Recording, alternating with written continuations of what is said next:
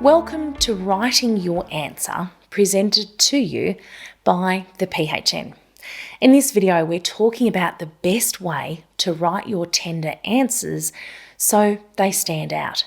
First, it's important to remember to answer every question completely. One of the most common mistakes is failure to address the question.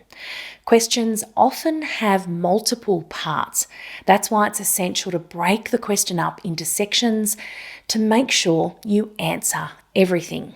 Consider the following question. Outline how the proposed service delivery model will provide access for hard-to-reach populations. This particular question has 3 parts.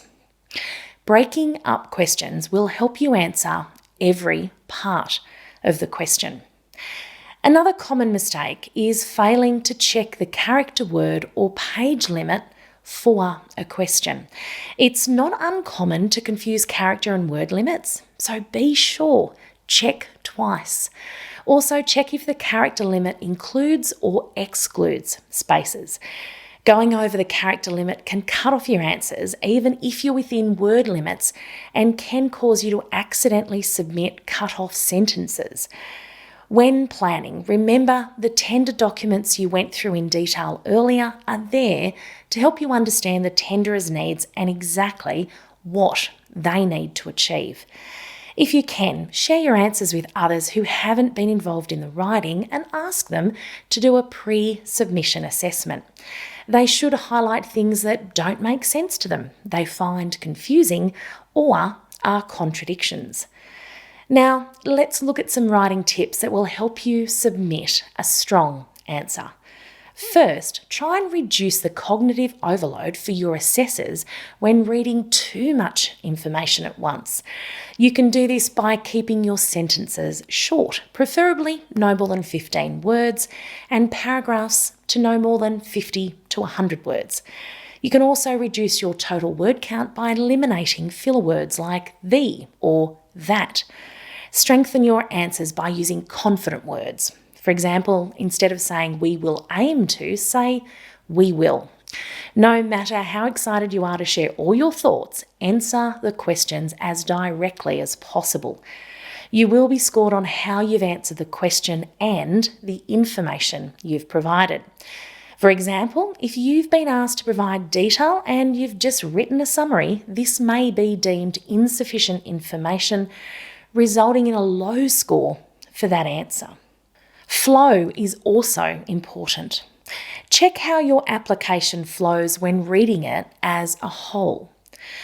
For example, you don't want to introduce something later in your application that you should have mentioned in an earlier answer. Some questions also seem similar, but won't be the same. So don't just repeat information. Assess each word in the question.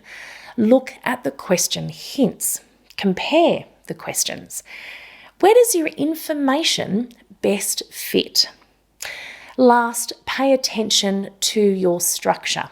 Assessors read many applications over a short period, which can be tiring.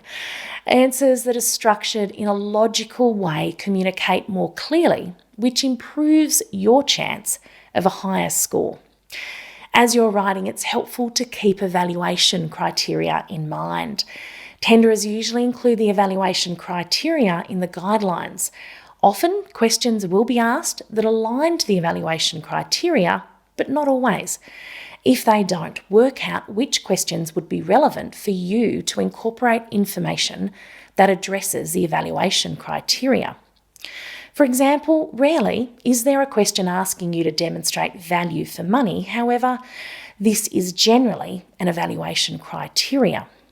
So where can you weave in information addressing this in answers across your application? If you've been provided with weighting, review your application overall. Are you providing the right amount of information relevant to the weighting? Now that you know how to write your answer, you're ready to review your application to assess its strengths and weaknesses. In the next video, we will discuss what good answers look like.